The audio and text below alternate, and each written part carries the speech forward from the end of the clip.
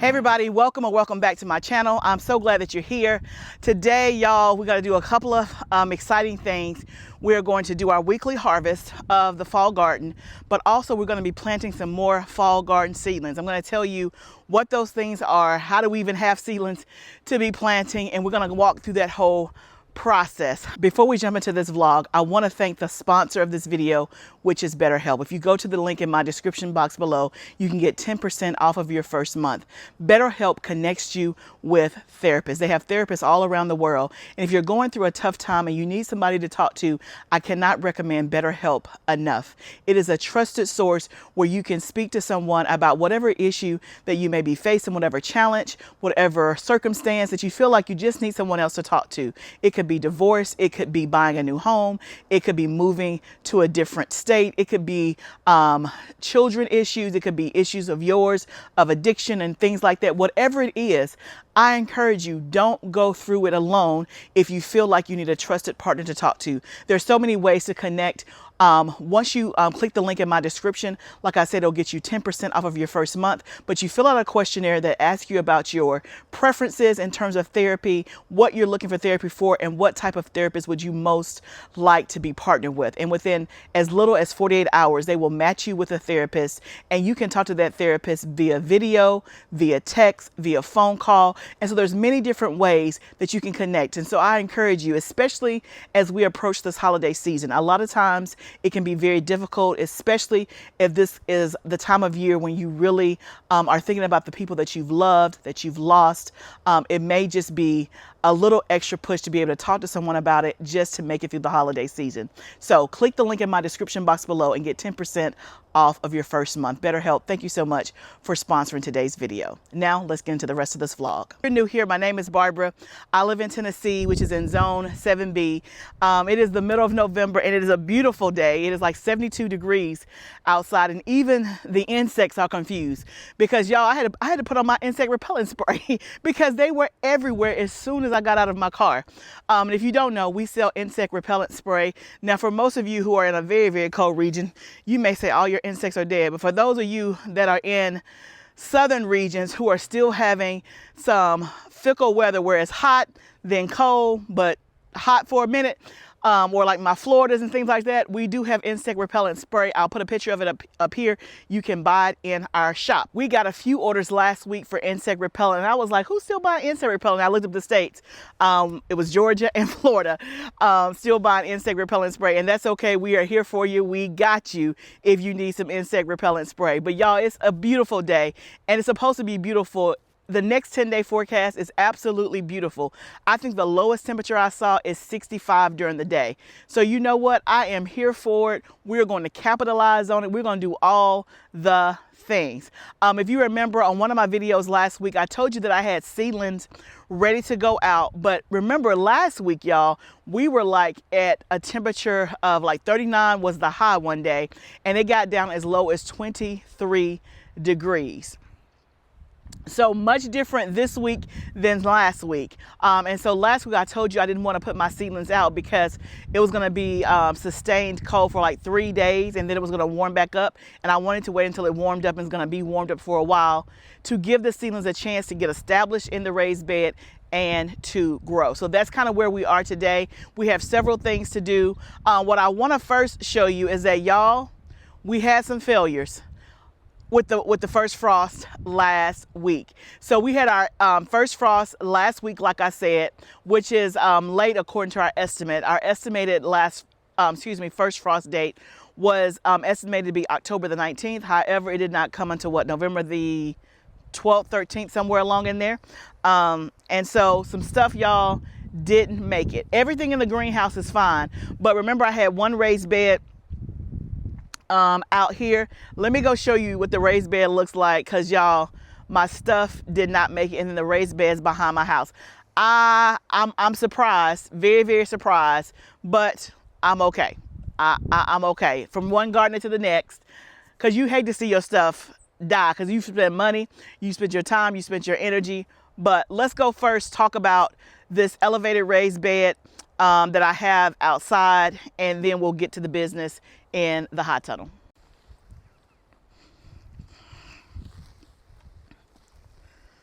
Okay, y'all, if you remember, this was beautiful. We had beets right here in this middle row, and you can see the dead leaves. They didn't make it. Look at that, some green. Oh, there's my little beets that were starting. How about that? And y'all, by the time I'm showing you, it's a week after the fact. So if you're thinking, oh girl, they're gonna grow back, they ain't did nothing, y'all. Nothing at all. I came out here and watered, gave them some attention, and as you can see, this is how they look. That is how they look. So they were starting to grow, which is nice, and I like the color of them. But y'all, these leaves are straight crispy. Straight crispy. Let's see what else I got in here. You know what? Because I know somebody gonna say, girl, it's gonna grow back, I'm gonna leave this one right here and this one and not pull it, and we gonna see. And then y'all, look at my snapdragons, all laid over, looking pitiful. I'm not gonna pull these because I'm pretty sure these are gonna bounce back. But look at this one, y'all. Look at that one. And then look at my radishes. Crispy. I pulled one, but again, I know y'all gonna say leave these alone. So you know what, I'm gonna leave these here. I'm gonna leave those here and just let them be. But the radishes, y'all, not looking good. So let's talk about it.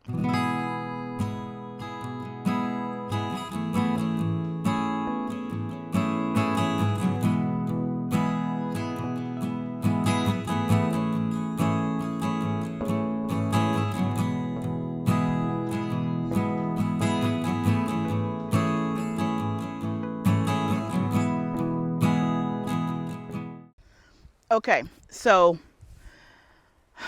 it looks bad, y'all. I was surprised, I'll be honest, because remember on the video when we were preparing for the first frost, we watered it, we mulched it, we did the right things, and as you remember, they were not definitely full grown, but they had been in the ground or in the raised bed for a good 6 weeks, at least, maybe 8. Right, and they were from direct seed. So it wasn't like they were in the house and then transplanted. And they looked good and they were established. They were not little bitty seedlings. So to me, I felt like they had enough maturity on them to make it through the frost. And then also, beets are supposed to be good to like 25 degrees, right? One night it got to 23, but it was just that one night. And it probably, if I had to guess, was like four hours at the max. So to me, again, that should not have killed them, but for whatever reason, it did, right? And so this is, again, the first time that I've had something outside, not my first time, my second time of trying to do something outside in the fall garden outside, and it just didn't work. And y'all, that was the first frost. And so I feel like if it couldn't survive that, a little short blip, then it's not going to survive when it stays that way for days on end outside. Now in my tunnel, I think it would have been fine. Again, the tunnel does protect it from wind. So that's one key thing that kills a lot of your plants when the temperatures are low. Sometimes it's not the temperature, it's the wind. And the high tunnel with both the sides being down, that does combat so they don't have the wind. We just got to protect against the temperatures. But y'all, the same thing happened in the back of my house. Y'all know I had that one bed that had some onions in it. The onions are trying to hang on, but I had carrots. The carrots hadn't germinated. I had some beets that were even smaller than those, completely dead. And I'm like, maybe I just don't need to be outside in the fall and winter gardening. I don't know. It surprised me, but nevertheless, we keep moving, we keep pushing. And I don't know if I'm going to replant. Like right now, I'm going to keep the radishes in there. We're going to see what they do. I'm going to keep the snapdragons in there. And then, of course, you know, I'm overwintering anemones, which they won't sprout until the spring. So I'm going to let it be. The ones behind my house, I don't even know if I'm going to replant carrots. I might. The carrots, maybe it just didn't germinate because it had a few days of warm and then it went to really, really cold, but they still haven't germinated. I don't know. We're going to move on. We're going to move on. I'm gonna deal with that a different day. But I just want to at least give you the update, because again, I don't want you to think everything over here is rosy. We have roses, but we have thorns too, and that's okay. That's all part of the journey. But let's focus and go inside the tunnel. We have 2 trays of stuff to plant, but I think before we plant, let's see what we can harvest, and let's see what space we have. And I'm hoping and praying that I have space for everything that I've grown, because when I tell you these seedlings need to get in the ground, they need to get in the ground. They look a hot mess. And it's because I told you on the video last week, it's because I used a soil that is not good, period. That soil, horrible, horrible. Y'all, it feels so good right here. I wish we could just stay out here, because in the hot tunnel, it's kind of warm. I didn't even look and see what the temperature was, but it's hot in there. But we're going to get it done, because y'all know, as soon as the sun comes up, it comes down.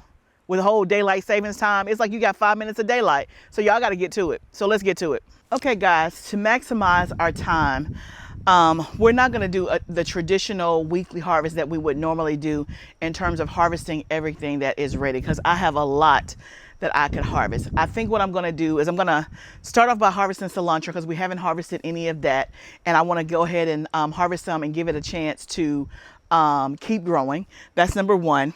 And we're going to harvest some bok choy, because that's going to give us space. But anything that's not going to give us space, like I need to harvest collard greens. I got quite a few collard greens ready. I think I'll do that separately outside of this video. And I may do it on a video, but I don't think I'm going to do it on this video, because that's going to take a while, and that doesn't give me more space. My number 1 priority is really to get these seedlings in the ground, not necessarily to harvest. So I'm going to harvest stuff that I'm going to pull up out of the ground, like bok choy, because it's going to leave us space and I can put something else in it. And then we'll survey and see what other open space we have from other stuff that we've already harvested, or places that we did not fill. And then that's going to be our approach. But I am going to get some cilantro, because I have not gotten any yet this season, and I see that there's plenty ready. So let's go ahead and grab a basket, get some cilantro, and that's how we'll get started. Y'all, there's a big old wasp on that cilantro in that bed. We're gonna give him a few minutes. We're gonna move on to another bed. Where else do I have cilantro? Here's some right here. Why do we still have wasp in November?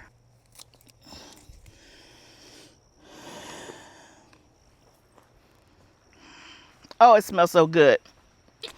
So very good.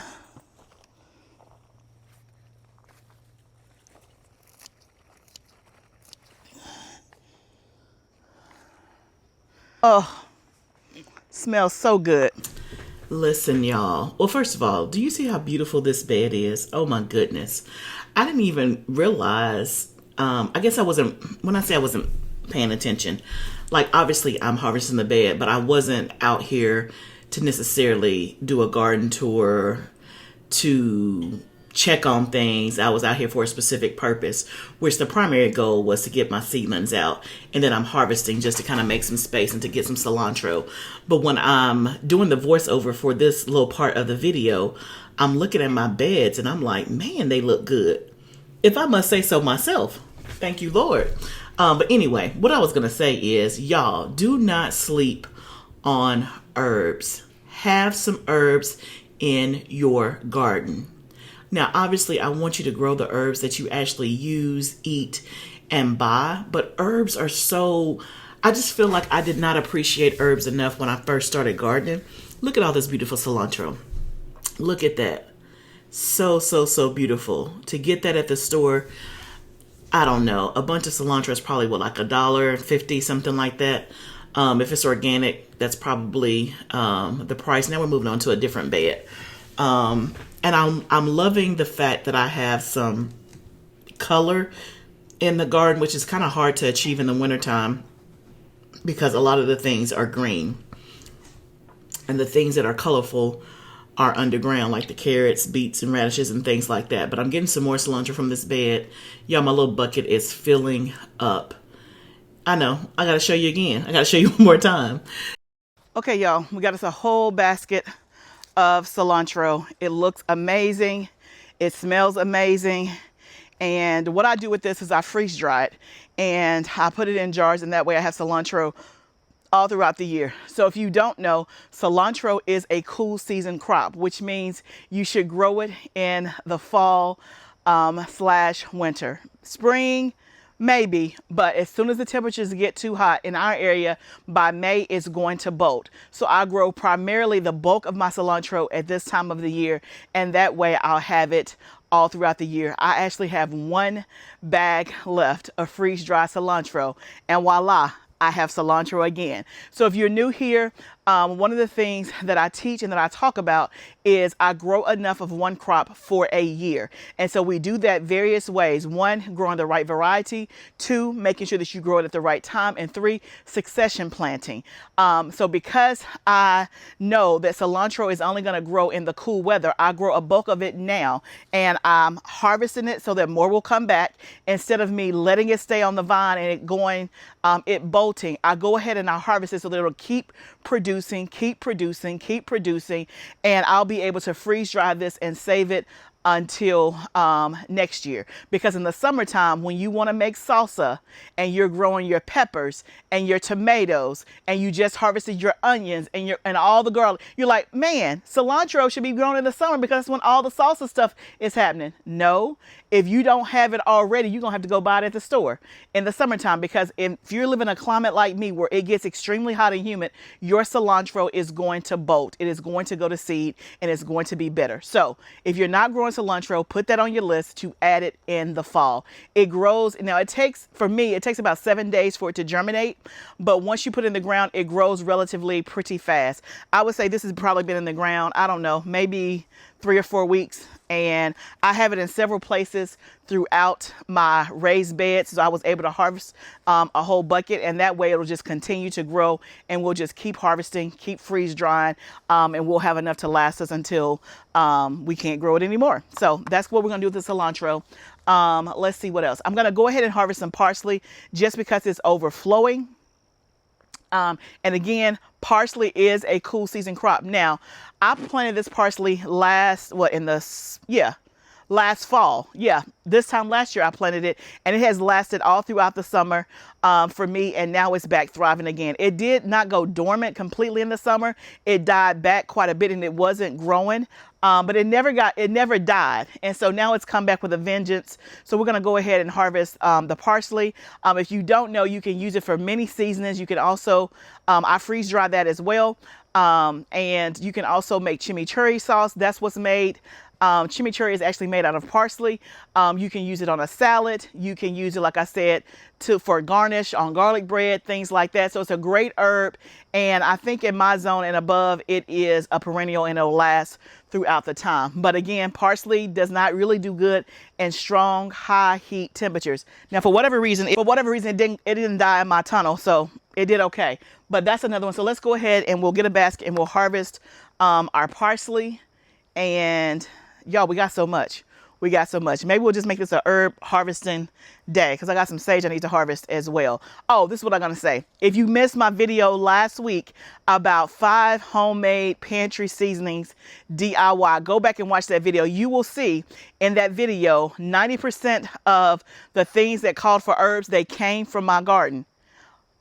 Everything that called for an herb came from my garden, except I didn't have enough time and I had to use some time I bought from the store. Everything else, every other seasoning we made that was an herb, it came from my garden, and I had freeze dried it. Again, if you're in the market for a freeze dryer, Harvest Right is where I have my freeze dryer from. I do have an affiliate link in the description box. They're having their biggest sale of the year going on right now in the month of November, all the way up to $1,000 off a freeze dryer. And they do have layaway plans. I've talked about it several times, but if you have a question about the layaway plan, just put it down in the comments below. And like I said, click my link in the description box if you're in the market for a freeze dryer. Okay, let me get another basket and let's harvest some parsley. Now, y'all, I don't use parsley a ton. I have mostly dried it and use it for seasonings. So I'll freeze dry so that way I'll always have it. Oh, well, that just completely missed the basket, Barbara. Oh, I know what I'm going to say. It smells so good because it does. I got tons of it. Tons of it. Y'all, you buy this stuff from the store, you can be growing this yourself.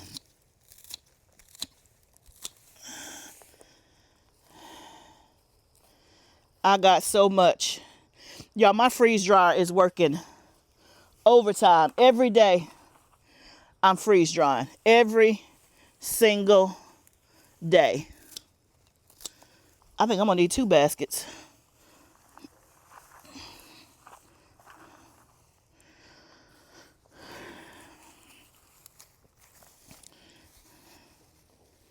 Okay, we gave that a huge haircut.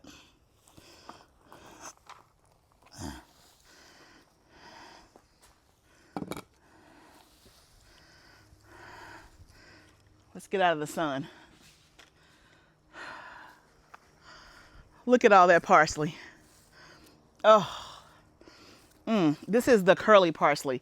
You can get curly or wavy. To me, there's no difference in the taste or the application. I guess maybe it's just whatever your preference. But overflowing. This is like a parsley bouquet, y'all. Look at this. Now, if you use something else with your parsley that I hadn't talked about, put it down below. Let me know. Help us out. Because, y'all, I got a lot of it. So after harvesting the cilantro and the parsley, I decided to go ahead and harvest whatever bok choy that I had, because that definitely would take up a space since I'm pulling it up out of the ground. So this is called Purple Lady bok choy. It was planted at the same time as the green bok choy. And so the last time I harvested the green bok choy, I didn't harvest these because I'm thinking, okay, they need to grow a little bit bigger. But I'm starting to think that they're just traditionally smaller than the green bok choy, because they've been planted the exact same time and they haven't gotten any bigger. This was my first time planting the Purple Lady bok choy. So let me know if you've traditionally planted green and purple, if the purple get the same size as your green. But in my case, all of the purple ones that I have out here in the garden are a little bit smaller. They still look good, and maybe it's like a bit baby or a mini size. They look good, but I just noticed they're not as thick and as big as the other ones. So I go ahead and pull some of those, and then I go to some of the other beds and start pulling the green bok choy as well. I think I end up pulling or harvesting about 6 bok choy in total, which left some open space to plant some more stuff. Okay, y'all. So now let's go ahead and start trying to plant some of our seedlings. Y'all, these are the worst looking seedlings I have ever done. And I know that it's the soil. I'm gonna quit talking about the soil. No, I'm not. I'm gonna keep talking about it. Okay, you may say they look okay. Y'all, they crispy, yellowing, and this soil, like, it just stays dry. It's so barky. I mean, anyway, let me just get to the business. Okay, so we have broccoli. It looks like I have 20 broccoli. I have bok choy, looks like 6 of those. I got some collards, cabbages. What else I got? More cabbages up here. 2 different kinds of kale. I have the lacinato kale, as well as, what other kind of kale? Dazzling blue kale. I have some lettuce. Y'all, look at this lettuce. This is, I think, Marvel of 4 Seasons. I don't even know if you can hear that. It's crispy, y'all.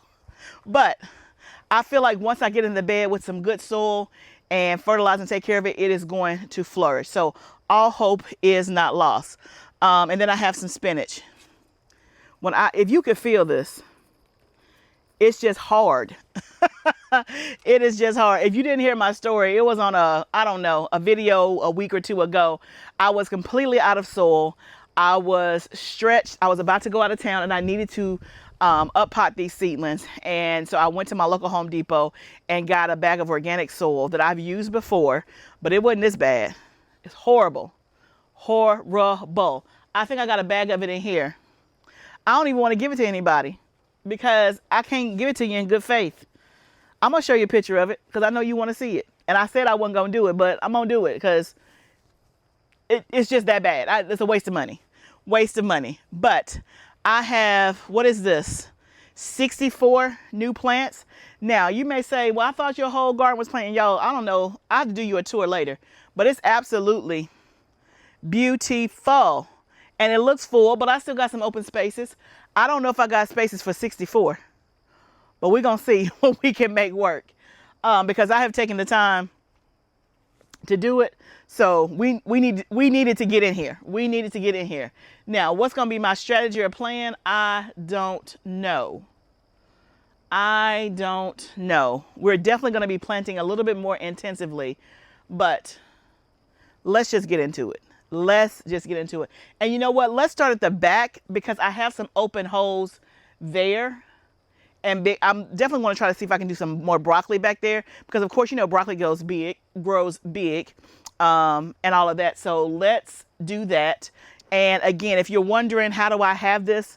It's because I succession plant. I told y'all, I am growing food 365 days a year, but I grow enough of a crop or the plan is to grow enough of that crop until I can grow that crop again. So I want a lot of broccoli. I got to keep succeeding planting broccoli, because you know, broccoli, you're going to get that one head.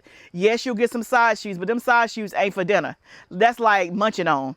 You know, it's not the real deal. The head is the actual broccoli that you can come in your house and use or store in the freezer and all that good stuff. I don't depend on the shoots. I want the head. And so once you get that one head, it's not going to produce another head. And so if I want more broccoli, I have to keep planting more broccoli. Okay. So this was my first succession, so to speak. I will do one more succession, which will be either in December or the 1st of January, depending on how my schedule goes. And then that will take us all the way until April. So again, we're constantly adding in food so that we have a continuous supply of food all throughout the fall and winter season. So let's grab this tray, which has our broccoli in it mostly. Let's head to the back. Let's see what open spaces we have, and let's get this stuff in the ground.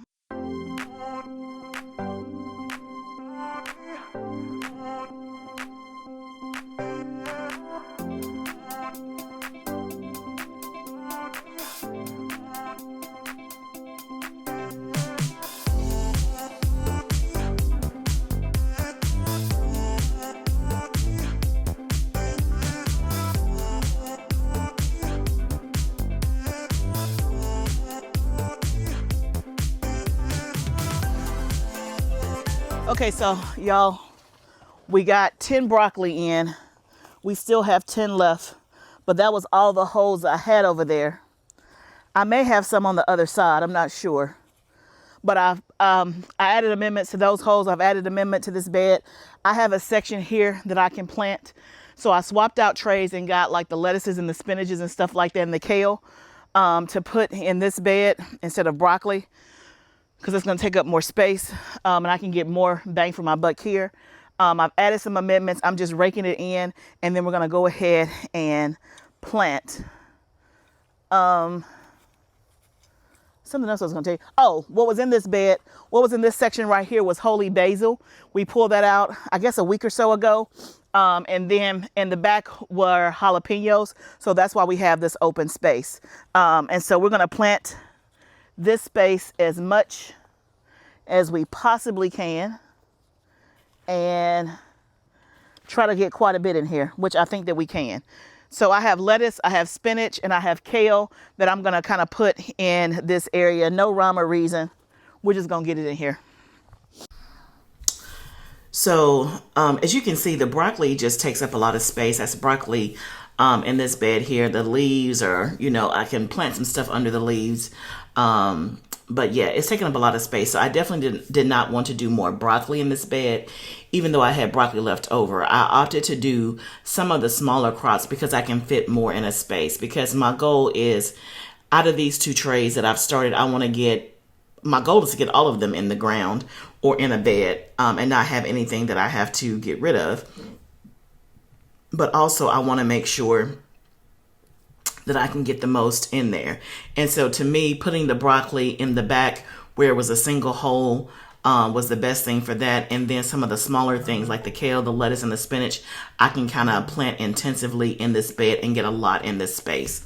So you'll see we'll kind of go through this bed and we're able, this open space is probably 25, maybe 15 or 20% of the bed. So the things that we're planting, kale, spinach, and lettuces, they don't need a lot of space to grow. So of course I can do the lettuce like 6 inches apart. I can do the spinach about 8 inches apart, and I can do the kale, you know, pretty close together as well. So it's able to fit a lot of stuff in here. The other stuff that's in this bed right now is lettuce, broccoli, some cilantro, some calendula, and some alyssum. So we go ahead and just start putting it in, and we make a lot of good progress of getting most of this tray in this bed and then the bed right beside it.